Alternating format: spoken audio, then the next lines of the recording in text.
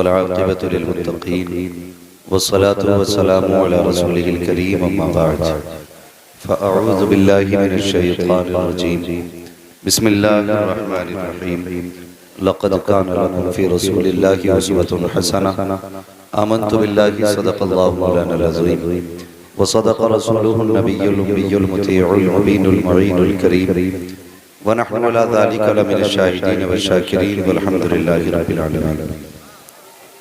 या खुदा बहरे जनाब मुस्तफ़ा इमदाद कुन, या रसूल अल्लाह बहरे खुदा इमदाद कुन, या शहीद करबला या दाफ़िए करबो बला गौसे आज़म व मने बेसरो सामा मददे क़िबले दी मददे काबे ईमा मददे बगिरदाबे बला उफ्ताद कश्ती मदद कुन मदद कुन मदद कुन या मुईनुद्दीन चिश्ती क़ादिरियम नारे या गौसे आज़म भी ज़नम दमज़े शेख अहमद रज़ा ख़ान कुतुब आलम भी ज़नम बलग़ल उला बिकमालिही कशफ़त दुजा बिजमालिही हसूनत जमीउ ख़िसालिही सल्लु अलैहि व आलिही। करूँ तेरे नाम पे जाँ फिदा, बस एक जाँ दो जहाँ फिदा, दो जहाँ से भी नहीं जी भरा, करूँ क्या करोड़ों जहाँ नहीं। सारे लोग अक़ीदत व मोहब्बत के साथ रसूल और आले रसूल की बारगाह में दुरूद व सलाम की डालियाँ निछावर करें।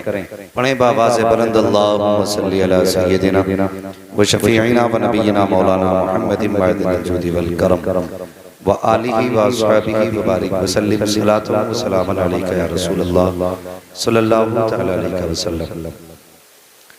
अज़ीज़ाने मिल्लत इस्लामिया, हम और आपको अच्छी तरह मालूम है कि आज एक निकाह के मौके पर, शादी के मौके पर इस अज़ीम शान महफ़िल का इनेकाद किया गया। अल्लाह रब्बुल इज़्ज़त इस घर में अपनी रहमत व बरकतों का नुज़ूल अता फरमाए और ज़ौजैन के दरमियान मोहब्बत व मवद्दत अता फरमाए। यकीनन ये शादी ब्याह के मौके पर जलसे का प्रोग्राम, हुजूर के जिक्र का प्रोग्राम बड़ी बात है। वरना अक्सर देखा ये जाता है कि शादी ब्याह के मौके पर लोग अपने दोस्तों के कहने में आकर के नौजवानों की खुशियों के लिए शादी ब्याह के मौके पर नाच गानों का इंतजाम करते हैं। अल्लाह इस घर में बेपनाह बरकतें अता फरमाए। जिस घर वालों ने निकाह के मौके पर हुजूर के जिक्र की महफिल का इनेकाद किया और मेरे सामने ज्यादातर जो चेहरे हैं वो नौजवानों के चेहरे हैं।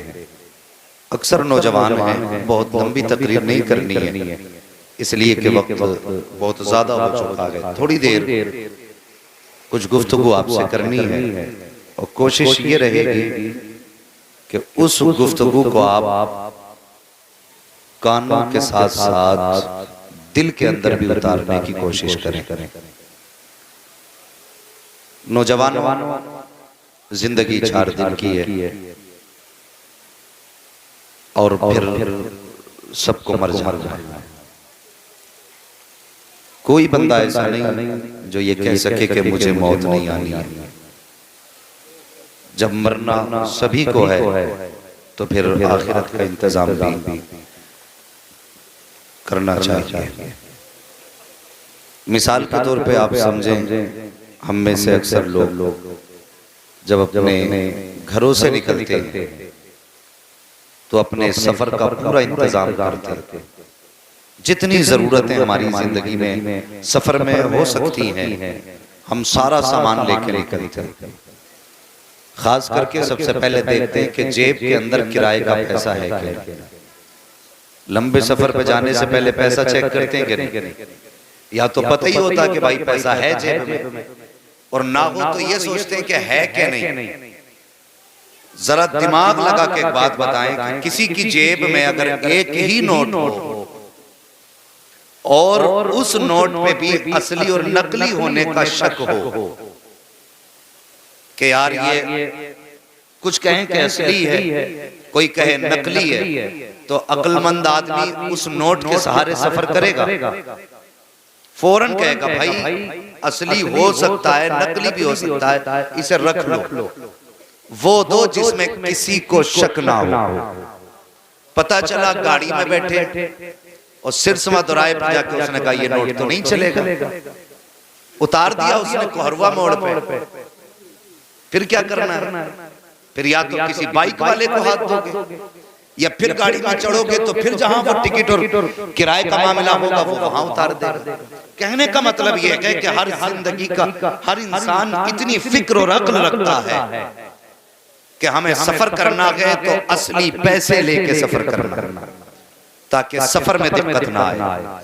जब हम इतना ख्याल रखते हैं कि सफर में दिक्कत ना आए, तो फिर मरने के बाद कभी बंदा ख्याल रखे कि कब्र में दिक्कत ना आए।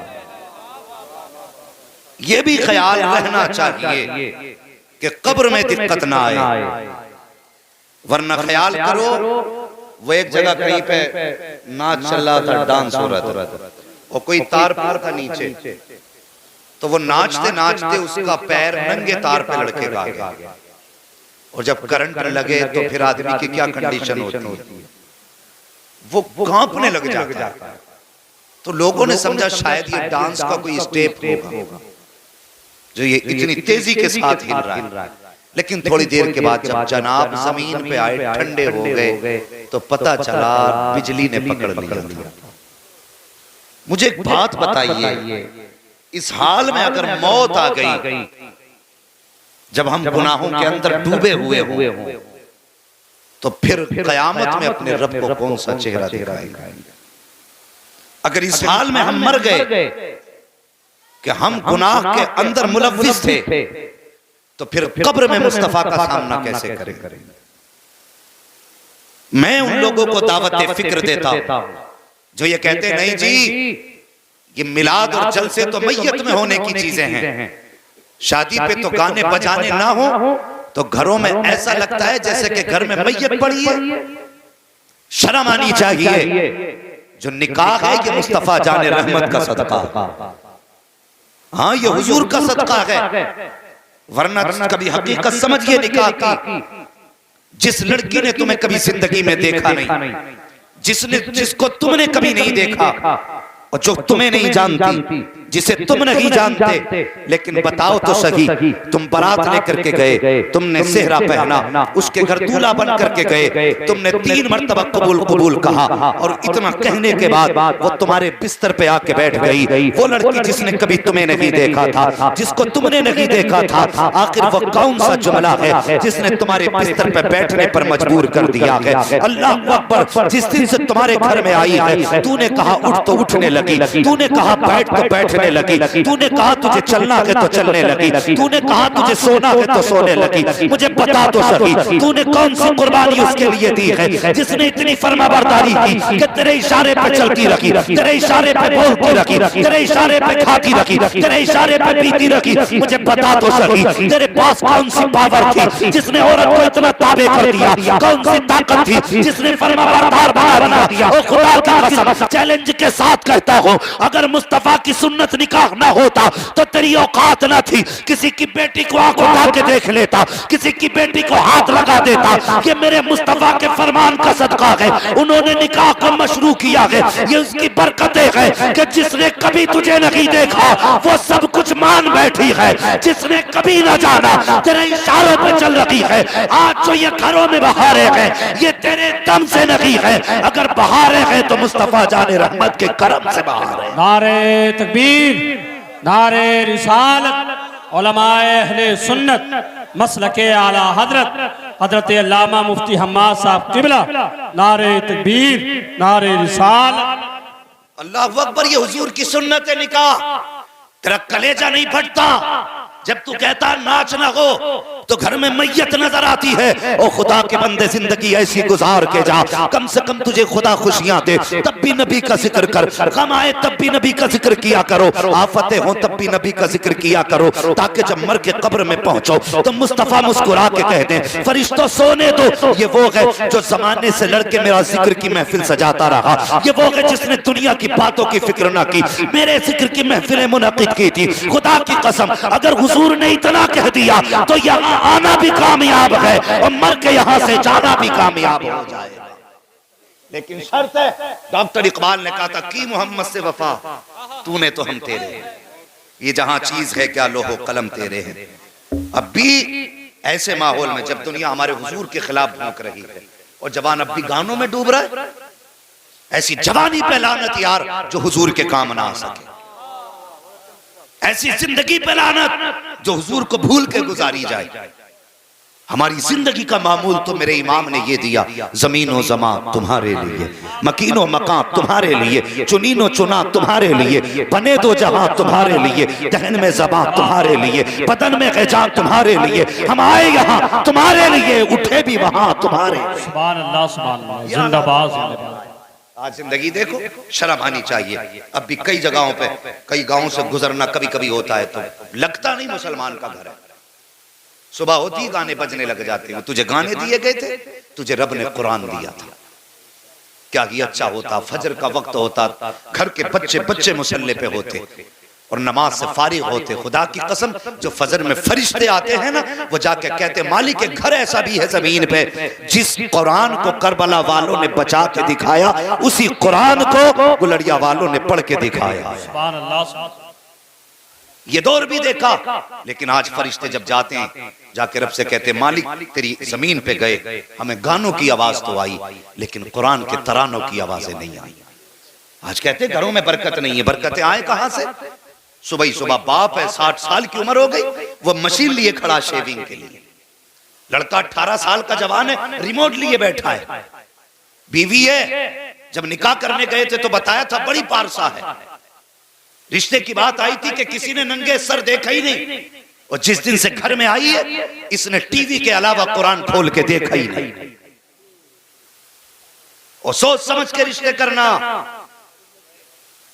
बहुत सारी बेटियों की जिंदगियां बर्बाद हो रही हैं। हाँ हाफिज साहब, अगर जाओ रिश्ते करने के लिए, वैसे जवानों की कमी नहीं, और जब रिश्ते की नीयत से निकलो तो ऐसा लगता है दुनिया में नौजवान है ही नहीं। इसलिए कि एक दामाद ढूंढने में जूतियां घिस जाती हैं। क्यों? क्या मर्द नहीं है, लेकिन इंसान नहीं है। और लोग कितना धोखा देकर के निकाह करते हैं, धोखे देकर के निकाह हो रहे हैं। कैसे? जब रिश्ते की बात आती तो कहते हैं लड़का 50,000 कमाता। अब्बा इतना बड़ा झूठ बोल रहा है, कह रहा मेरे बेटा 50,000 कमाता। क्यों? ये सोच रहा है जब इनकम ज्यादा बताऊंगा तो जहेज ज्यादा मिलेगा।